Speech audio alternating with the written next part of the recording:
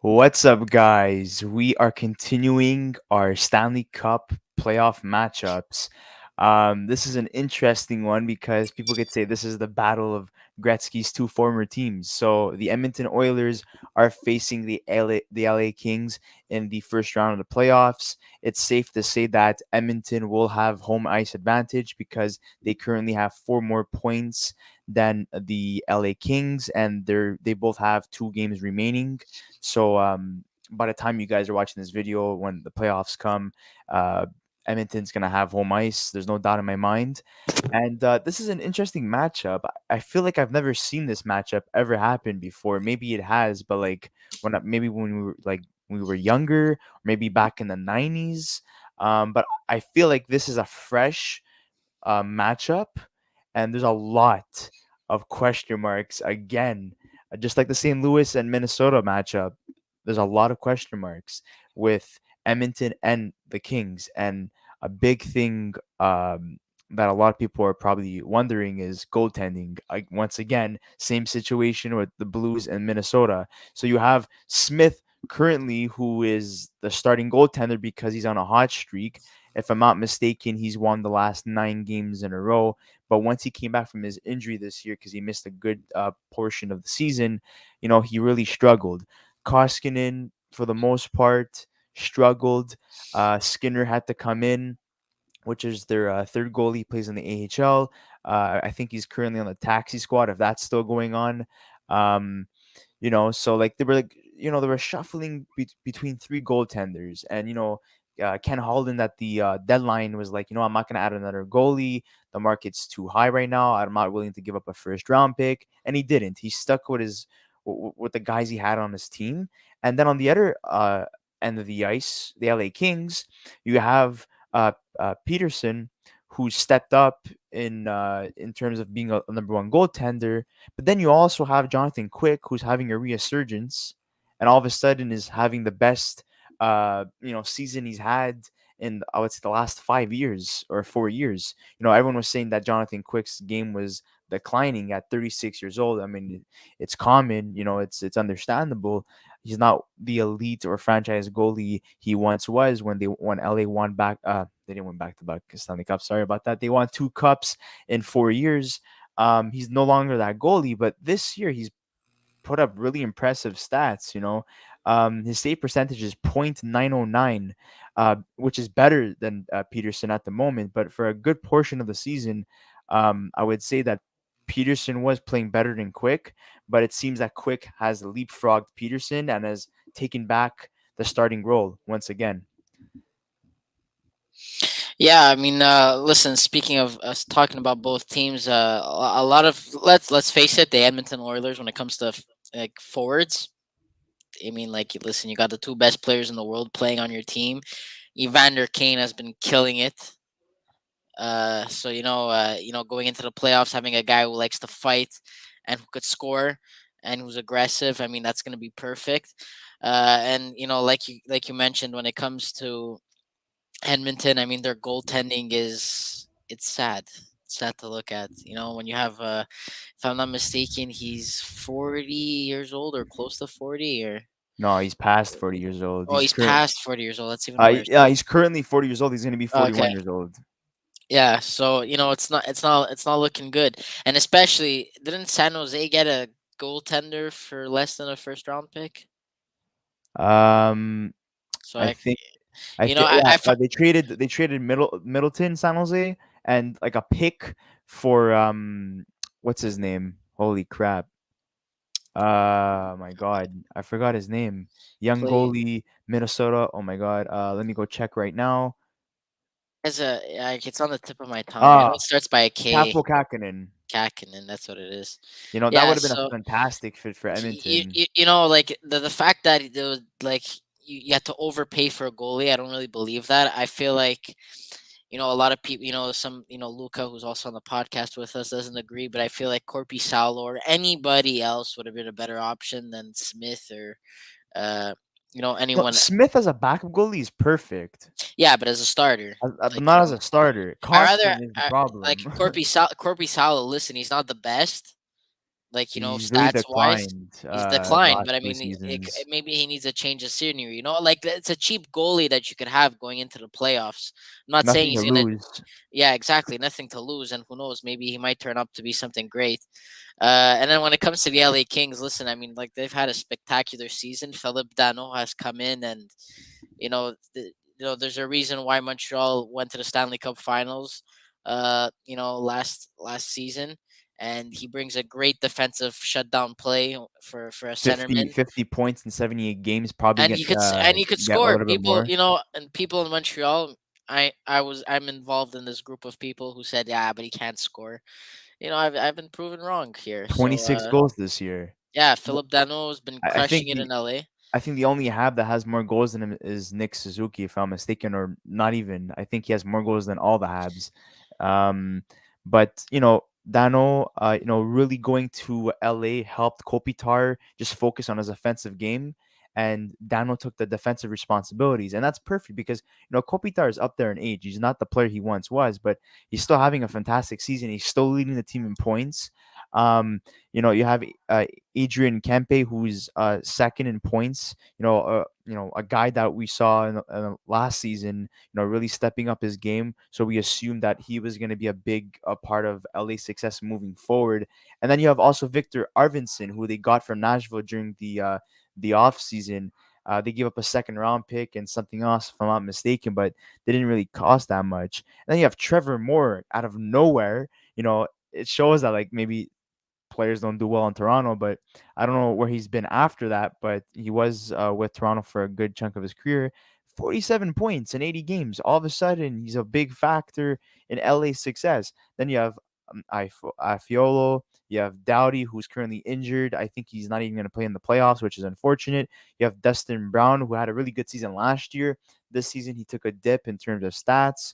Um, and then the rest of them, it's basically depth, younger guys, older guys. It's a weird mix. But yeah, for me, honestly, when looking at the teams, yes, I know that I would have to give goaltending easily to LA, even though there has been some like inconsistency in terms of like who's a starter and who's not. Same thing with Edmonton, I'd say battling for defense that too. spot.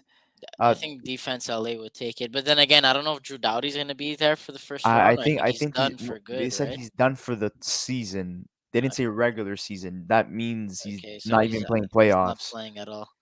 But Uh, Smith, the thing with Smith is that last year he had a fantastic season. Uh, he had come in relief for Koskinen because Smith was recovering from an injury. If it's always the same story all the time, Smith doesn't start the season. It's Koskinen. Smith's recovering from an injury or surgery. He comes in, starts he's shaky a little bit at the start, and then he starts flying and he gets hot. The thing is that last year in the playoffs, it kind of died out. He choked, and but so did the Edmonton Oilers overall. So they got eliminated in the first round against the Winnipeg Jets. Um, so this year you have Smith, who's hot again, heading into the playoffs. Is he gonna choke? Or is he going to be able to keep it up compared to last season where he wasn't able to? But again, he does have a better Edmonton team in front of him. You add Evander Kane halfway through the season, who's been absolutely killing it, and you know leapfrogs majority of the players that have been playing this season from the start of the season, and you know freaking 22 goals, in 41 games, 39 points. You know, this is the piece that they were missing, a big body who's not afraid to go into the corners and play a physical game. A guy who's able to shield McDavid and Draisaitl, a guy who has a freaking crazy shot. He knows how to use his body. He knows how to protect the puck. Yes, there's all that controversy that comes with it, but Evander Kane is a fantastic player. He's a rare player to find in today's hockey, and I think any team would love to have him. And I don't know if he's playing like this because because of the players he's playing with, but even with San Jose last year, he had a career year last year. well, I mean, playing with Drysdale or McDavid, I'm pretty sure you're going to get some points in. It just You know, it's crazy that he needs a contract next year, and the way he's playing, he's probably going to demand for a lot more money. And the question is, can Edmonton afford that? But you know They also added Zach Hyman during the offseason, 52 points in 74 games. You have Ryan Nugent Hopkins, who's been on the team for a while now, 49 points in 61 games. And the biggest standout this year, the biggest surprise, Evan Bouchard. Yeah, yeah, I think it's a breakout season for Evan Bouchard. I mean, listen, 42 points, 79 games. Fantastic. great. And what's scary is Darnell. Not that he's not putting up points or he's not a great defenseman or anything, but like you would expect a guy who's gonna be making $9.2 million to you know have somewhat of high scoring. I You mean, know. last year he was on fire. He was able to do it. He was even Tyson Berry was doing fantastic. He kind of picked it up towards the second half of the season, Tyson Berry, but overall, not the best season ever. Especially that he signed a contract extension with the Oilers this year. Yamamoto, there was so much hype around him a couple years ago. Not too fantastic. He's playing pretty good. I mean, he's got 38 points in 79 games. I mean, he's Yeah, not that's a decent. Like look at obviously like McDavid and Draisaitl are one of the two best players in the league, or the two best players in the league. And then you look at who's below them. Hyman has literally half of what these two guys have. And then you below that you have Ryan Nugent Hopkins, you have Evan Bouchard, and then you start to see a dip a little bit. But I must say that Edmonton's defense is better. People, crap on Cody Cece. They always say like he was so bad on on Toronto and whatever. He played very well with Pittsburgh, and he's playing pretty well with Edmonton too. He really turned his career around when he joined Pittsburgh last year, showing that he was very capable of doing well. They I also added. disagree on that one. I think LA has better defense than the I Edmonton say Edmonton Oilers. has better defense. I don't know about They that. added Brett Kulak too, which I think is very underrated as well. And for the reason why Edmonton wins in the Department of Defense is because Drew Doughty not being there for the first round automatically. Well, okay, yeah. If you're gonna since Drew Doughty's not there, I'll give him that. Like if we're like going into this matchup, then sure, yeah, Edmonton's got better defense, but like like counting Doughty, I'm pretty like LA's much better, especially up front. Like their forwards are very they play great defense. Like they're I just great like two way players. Edmonton's like core in general. They have two generational talents, and then you have guys with playoff experience that have been successful in the past, like Duncan Keith. Who's won 3 Stanley Cups with Chicago Blackhawks, and during the same time when LA, won the Stanley Cup. Those 6 years or 7 years, whatever it was, it was always either Chicago in the finals winning the cup or it was LA. So that was fantastic in terms of what LA was able to accomplish and what Dunkey was able to accomplish in Chicago. And um I just think overall, heading into the playoffs, Edmonton has a way better team than last year's team, and they're facing LA. And when I look at LA's team, I'm not too impressed.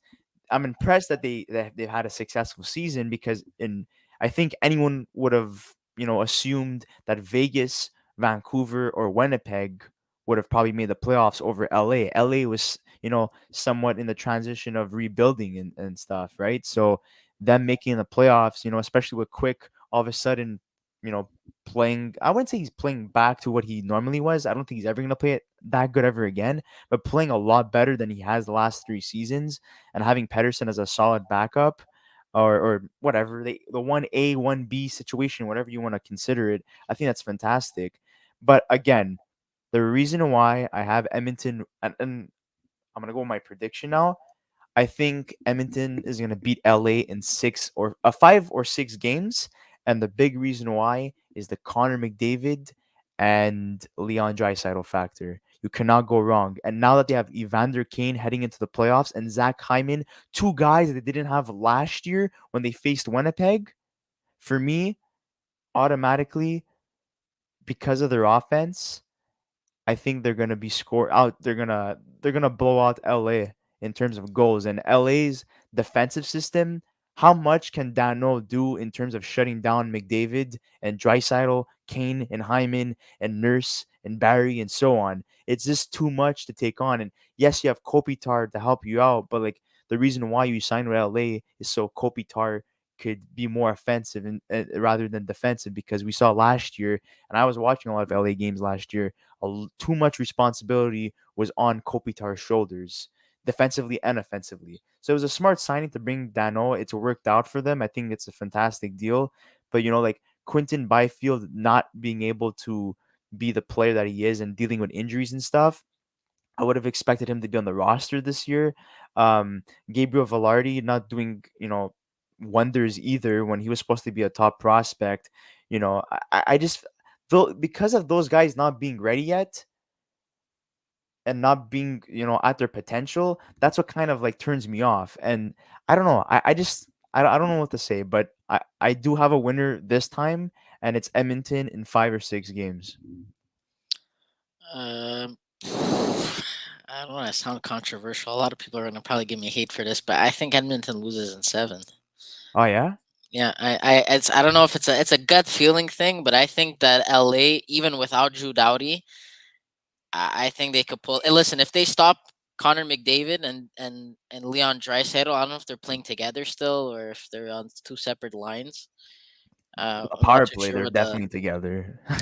But if you manage, I think if you shut down those two guys, I think LA could manage to take it. Which Look, I know it's tough to do every in single terms game. of That's why I see it going all goals, the way to in game terms of seven. goals and their power play, they're not an offensive team whatsoever. LA goals, they're 20th in the league. Power play 26th.